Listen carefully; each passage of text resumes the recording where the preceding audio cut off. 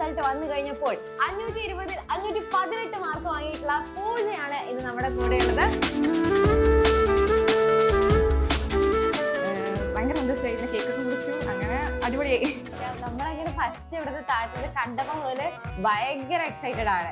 ഭയങ്കര എക്സൈറ്റഡ് ആയിട്ട് ആൾക്ക് എന്തൊക്കെയാ പറയേണ്ടതുള്ളത് പറയാൻ കിട്ടുന്നില്ല.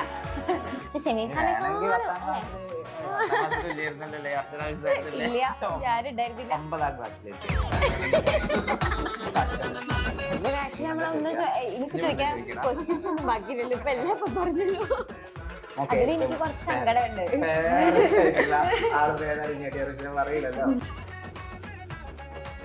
കൊള്ളാലോ. അതേതായിരുന്നു ആപ്പ്? ഓ, അതില് നമുക്ക് എന്ത് ചെയ്യാൻ പറ്റും? നമുക്ക് സെറ്റ് ചെയ്യാൻ പറ്റും. മക്കളെ നല്ലൊരു ടെക്നിക്കാണ് കേട്ടോ. ഫസ്റ്റ് നമ്മൾ പാടത്തെ കുറച്ച് ഐഡിയ ഉണ്ടാക്കി എടുക്കുക. ഞാൻ +1 സ്റ്റാർട്ടിങ് തൊട്ടേ നന്നായിട്ട് തുടങ്ങിയിട്ടുണ്ട് പഠിച്ചിട്ട്. ഇപ്പോൾ ക്ലാസ് കാണും, പിന്നെ ഒരു 2 ദിവസം കഴിഞ്ഞ് നോട്ട് ചെയ്താറുണ്ട്.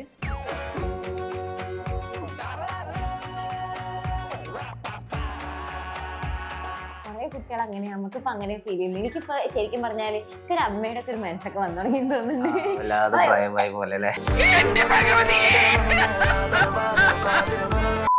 ഹലോ മക്കളെ, ഇന്ന് നമുക്ക് ഒരു അടിപൊളി ഒരു കുട്ടീനെയാണ് ഇന്ന് നിങ്ങൾക്ക് പരിചയപ്പെടുത്തി തരാനായിട്ട് പോകുന്നത്. നമ്മുടെ +1ന്റെ റിസൾട്ട് വന്നു കഴിഞ്ഞപ്പോൾ 520-ൽ 518 മാർക്ക് വാങ്ങിയിട്ടുള്ള പൂജയാണ് ഇന്ന് നമ്മുടെ കൂടെയുള്ളത്.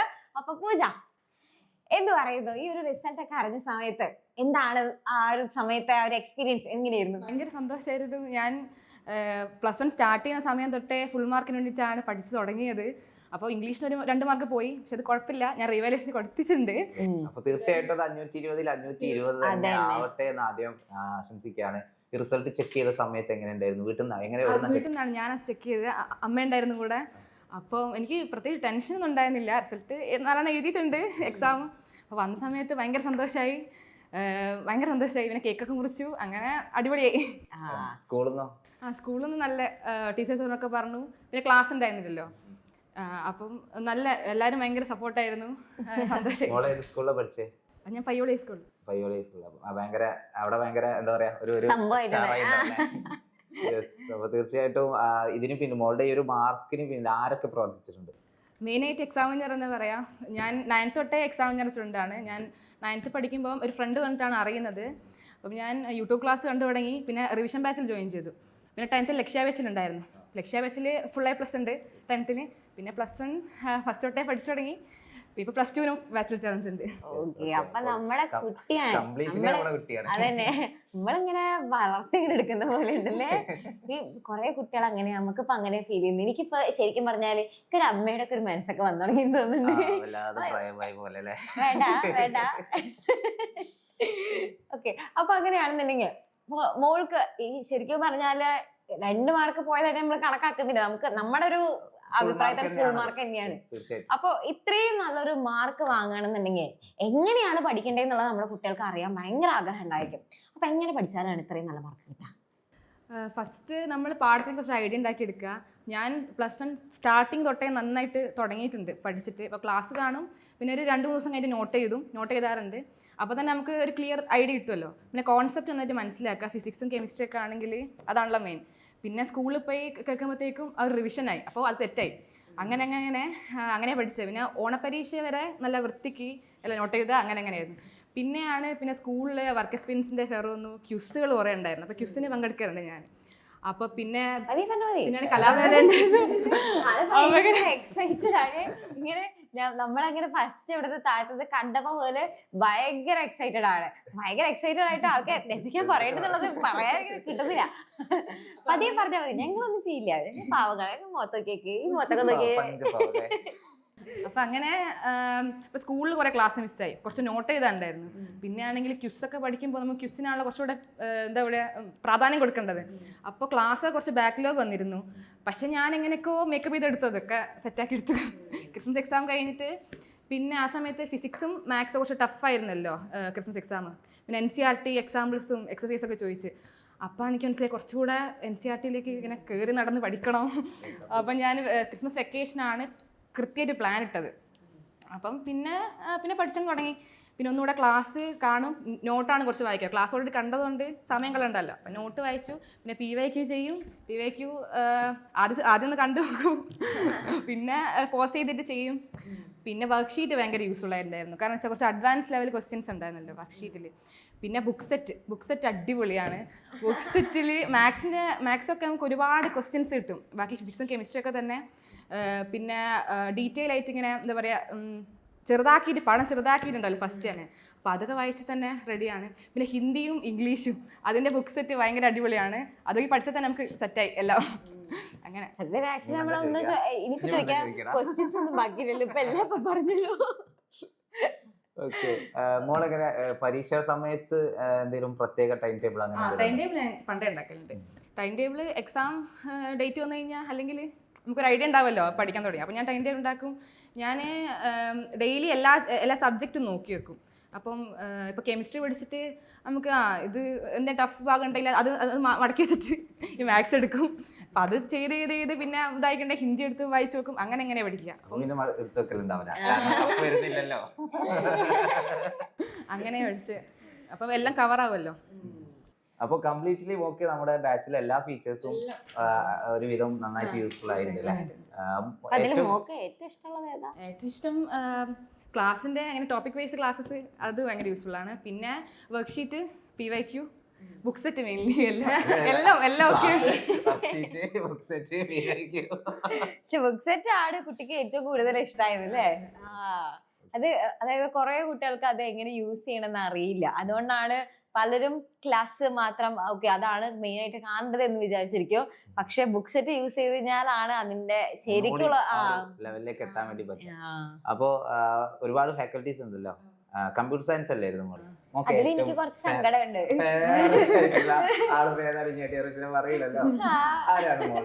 ഫിസിക്സ് അലക്സാറിന് ഭയങ്കര ഇഷ്ടമാണ്. അലക്സാർ ഇഷ്ടമാവാൻ എന്തെങ്കിലും കാരണമുണ്ടോ? അലക്സാർ ക്ലാസ് കാണുമ്പോൾ നമുക്ക് പഠിക്കാൻ ഇങ്ങനെ തോന്നും. പിന്നെ ട്രിക്കും നല്ല രസമായിട്ട് ക്ലാസ് എടുക്കുന്നുണ്ട്. എല്ലാവരും നല്ലതാണ്, റിയാലിസ്റ്റിക്. പക്ഷെ നല്ല എല്ലാരെയും ഭയങ്കര ഇഷ്ടപ്പെട്ടു.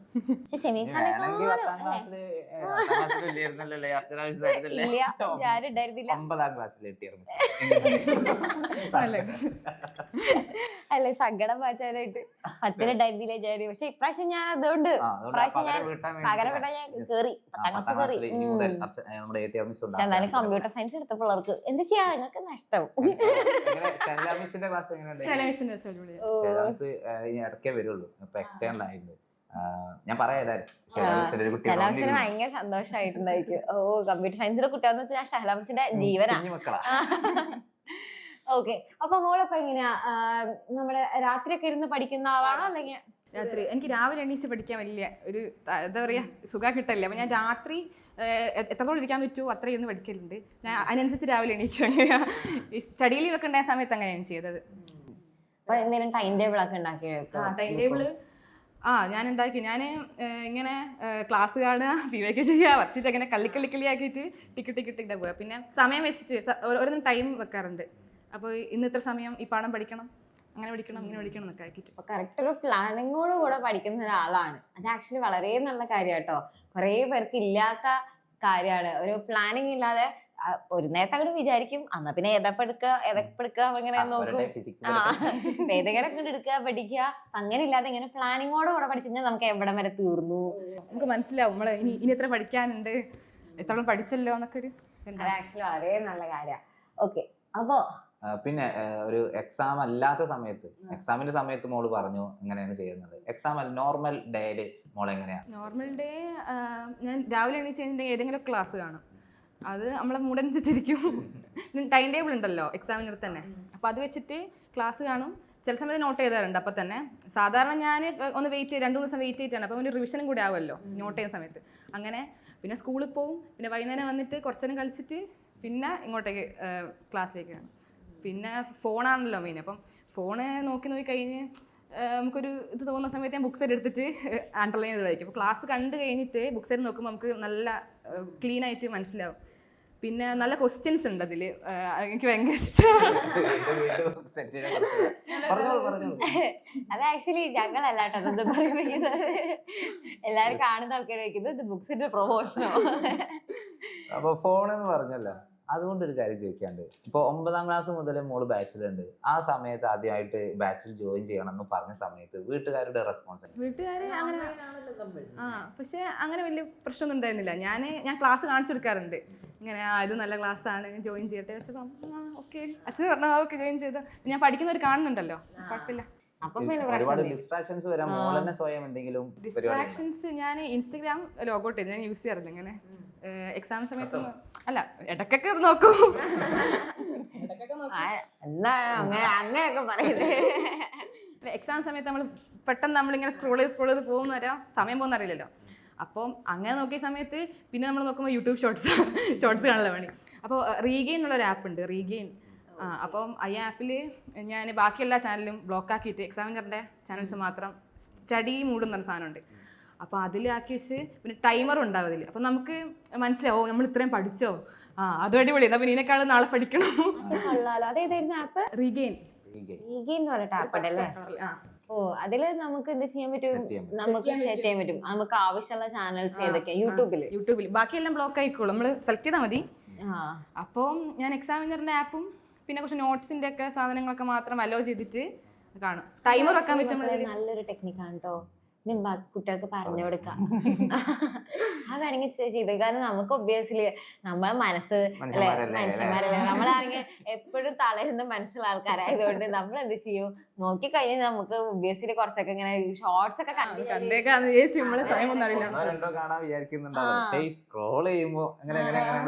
അത്രയും ഭയങ്കര തളർന്ന മനസ്സുള്ള ആൾക്കാരായതുകൊണ്ടാണ്. അങ്ങനെയുള്ളവർക്കൊക്കെ എന്ത് ചെയ്യാൻ പറ്റും? ഇത് ആക്ച്വലി നല്ലൊരു പരിപാടിയാട്ടോ. അത് കൊള്ളാം. ഓക്കെ, അപ്പോൾ അങ്ങനെയാണെന്നുണ്ടെങ്കിൽ ഇപ്പൊ മോള് ഇപ്പൊ നമ്മുടെ എക്സാമിനറിന്റെ ഫാമിലിയുടെ കൂടെ കുറേ നാളായി അല്ലേ? അപ്പോൾ ഇത്രയും നല്ലൊരു മാർക്ക് എല്ലാവർക്കും ശരിക്കും പറഞ്ഞാൽ കിട്ടുന്നതല്ല. ഇത്രയും നല്ലൊരു മാർക്ക് വാങ്ങാനായിട്ട് എക്സാമിനറിന്റെ റോൾ എന്താന്ന് ചോദിച്ചു കഴിഞ്ഞാല് മൊത്തത്തിൽ എല്ലാം കൂടെ ടോട്ടലായിട്ട് എന്താണ് റോൾ ചോദിച്ചാൽ മെയിൻ റോൾ ചെയ്തിരിക്കുന്നത്? അത് ക്ലാസ്സസ് തന്നെ കണ്ടാൽ തന്നെ നമുക്കൊരു മെയിൻ ഐഡിയ കിട്ടും. നല്ല ഇപ്പം PYQs ഉൾപ്പെടുത്തുന്നുണ്ട് ക്ലാസ് തന്നെ. പിന്നെ കുറച്ച് NCERT നല്ല ക്വസ്റ്റ്യൻസ് ഒക്കെ ആക്കിയിട്ട് ക്ലാസ് കാണുക, ക്ലാസ് കണ്ട് പിന്നെ PYQ ചെയ്യുക, കുറച്ച് ബ്രേക്ക് എടുത്തിട്ട് ഇന്നിപ്പോൾ ക്ലാസ് കാണാൻ 2 ദിവസം കഴിഞ്ഞ് PYQ ചെയ്യുക. അപ്പം നമുക്ക് മനസ്സിലാവുമല്ലോ. അപ്പോൾ PYQ ചെയ്തിട്ട് കിട്ടുന്നുണ്ടോ നോക്കുക. അപ്പം നമ്മൾ സ്റ്റാൻഡേർഡ് മനസ്സിലാവും നമ്മൾ എത്ര ഇനി ആക്കാനുണ്ടെന്ന്. ആ ഒരു ഓർഡർ നമ്മുടെ കുട്ടികൾക്ക് ഒന്ന് പറഞ്ഞു കൊടുക്കുക. അതായത് ഇപ്പൊ മോളിപ്പോൾ പറയുന്നുണ്ടല്ലോ, അതായത് മോളിപ്പോൾ ഒരു ക്ലാസ് കാണുമ്പോൾ എങ്ങനെയാണ് ഒരു ചാപ്റ്റർ നമുക്ക് പഠിക്കണമെന്നുണ്ടെങ്കിൽ ആ ഒരു ഓർഡർ മോള് എങ്ങനെയാണത് കാണുന്നുള്ളത്? ഞാൻ ക്ലാസ് കാണും, പിന്നെ നോട്ട് എടുത്ത് വായിച്ചു നോക്കാറുണ്ട്. ക്ലാസ് നോട്ട് തന്നെ ഉണ്ടാവുമല്ലോ, അപ്പോൾ അത് വെച്ചിട്ടാണ് നോട്ട് എടുത്തത് പ്രിപ്പയർ ചെയ്യാറ്. പിന്നെ PYQ ചെയ്യും. പിന്നെ വർക്ക്ഷീറ്റ് ക്വസ്റ്റ്യൻസ് ഉണ്ടല്ലോ, അപ്പോൾ അത് നോക്കും. പിന്നെ ഞാൻ NCERT ഞാൻ എക്സാമിന് സമയത്താണ് വായിച്ച് തുടങ്ങിയത്. ഇപ്പോൾ ഫിസിക്സും ഇതൊക്കെ അപ്പോൾ ക്ലാസ് കണ്ടിട്ട് ടെക്സ്റ്റ് വായിക്കുന്ന നേരം മനസ്സിലാവും, അല്ലാണ്ട് നമ്മൾ വായിച്ചൊന്നും തിരിയില്ല. അങ്ങനെയാണ് അത് ഇംഗ്ലീഷൊക്കെ എഴുതി വെച്ചേക്കുന്നത്. അപ്പോൾ പിന്നെ ക്വസ്റ്റ്യൻസ് ചെയ്യുക, ക്വസ്റ്റ്യൻസ് എത്രത്തോളം ചോദ്യം ചെയ്യാൻ പറ്റുമോ അത്രയും ചെയ്യുക.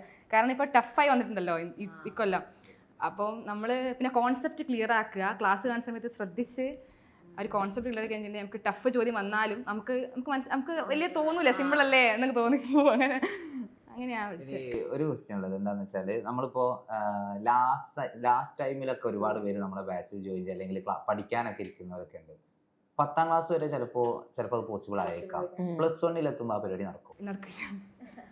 10ാം ക്ലാസ് എത്തി പറഞ്ഞാൽ കുറച്ചേ ഉള്ളൂ. നമ്മൾ +1 എത്തിയാലേ മനസ്സിലാവുക 10ാം ക്ലാസ് ഇത്രയും പഠിക്കാനുണ്ടല്ലോ എന്ന്. പക്ഷേ അതിനേക്കാൾ എത്രയോ ഇരട്ടി പഠിക്കാനുണ്ട്. പിന്നെ അതുപോലെ തന്നെ ഫിസിക്സൊക്കെ നോക്കുകയാണെങ്കിൽ ഡെറിവേഷൻസ് ഉണ്ടല്ലോ ഇഷ്ടം പോലെ. നമ്മൾ 10ാം ക്ലാസ്സിൽ ഫിസിക്സിൽ അതൊന്നും ഇല്ല, കുറേ സിമ്പിൾ കാര്യങ്ങൾ മാത്രം. പിന്നെ ഓരോ ചാപ്റ്റേഴ്സും വലിയ ചാപ്റ്ററാണ്. പിന്നെ ക്വസ്റ്റ്യൻസ് എങ്ങനെ വേണമെങ്കിലൊക്കെ ചോദിക്കുക അവർക്ക്. അപ്പം നമ്മൾ ആദ്യം തൊട്ടേ പഠിച്ച് നന്നായിട്ട് പോയിട്ടുണ്ടെങ്കിൽ നമുക്ക് ഫുൾ മാർക്ക് വാങ്ങിക്കാൻ വലിയ പാടൊന്നുമില്ല. പക്ഷെ അവസാനത്തേക്ക് നമ്മളിങ്ങനെ വെച്ച് കഴിഞ്ഞിട്ടുണ്ടെങ്കിൽ ഭയങ്കര ബുദ്ധിമുട്ടാണ്.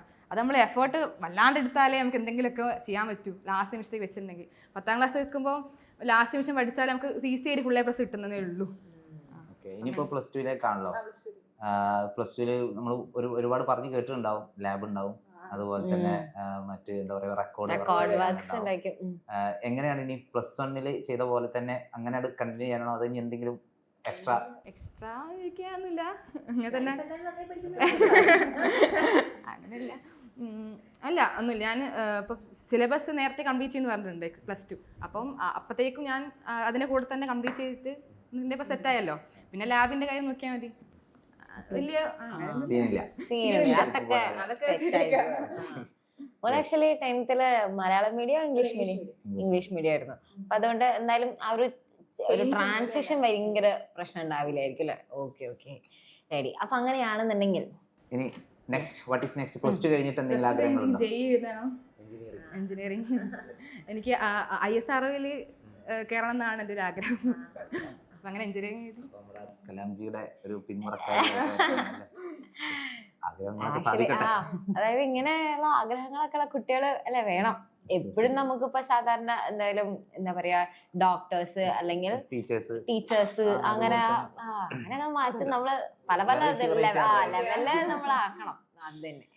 ഓക്കെ, അപ്പൊ അങ്ങനെയാണെന്നുണ്ടെങ്കിൽ ഫൈനൽ ക്വസ്റ്റ്യൻ ഏത് നമ്മുടെ കുട്ടികളുടെ അടുത്ത് ഒരുപാട് കുട്ടികള് ഇങ്ങനെ മാർക്കൊന്നും കിട്ടില്ല ഞങ്ങൾക്ക് എന്ന് വിചാരിച്ചിരിക്കുന്നതായിരിക്കും. അപ്പൊ അവർക്കൊക്കെ മോളൊരു ഇൻസ്പിറേഷൻ ആണ് അല്ലെ? ഇപ്പൊ അതുകൊണ്ടാണ് നമ്മളിപ്പോ ഓരോരുത്തരെ വിളിച്ച് നമ്മൾ ഇതേപോലെ ഇങ്ങനെ ഈ ഇന്റർവ്യൂസും കാര്യങ്ങളൊക്കെ എടുക്കുന്നത്.